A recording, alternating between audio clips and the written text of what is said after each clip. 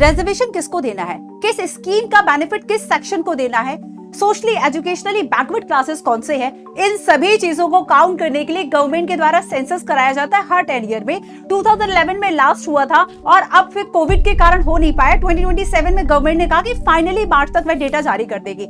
लेकिन ये जो सेंसस है 2027 का, ये 3 बातों के लिए खास है।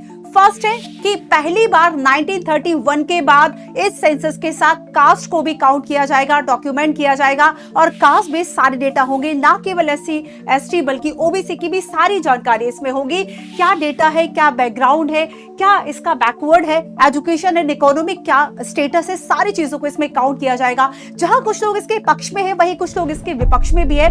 जो लोग इसको काउंटर कर रहे हैं वे ये कह रहे हैं कि कास्ट सेंसस की कोई जरूरत नहीं है, इससे केवल कास्टिज्म एंड कम्युनलिज्म को बढ़ावा मिलेगा, क्योंकि गवर्नमेंट अगर चाहे तो विदाउट कास्ट सेंसस भी वह रिजर्वेशन और बेनिफिट दे सकती है, अफर्मेटिव एक्शंस ले सकती है, जैसे कि EWS का रिजर्वेशन 10% जो किया गया, मंडल कमीशन जो OBC को 27% रिजर्वेशन दिया गया। दैट टाइम हमारे पास किसी भी तरह के कास्ट सेंसस के कोई आंकड़े नहीं थे। सेकंड है इसमें डिलिमिटेशन। आर्टिकल 82 कहता है कि प्रेसिडेंट जो है वह डिलिमिटेशन करेंगे, डिलिमिटेशन का गठन करेंगे और इसी आधार पर हम लोकसभा की सीट्स को इंक्रीज करेंगे।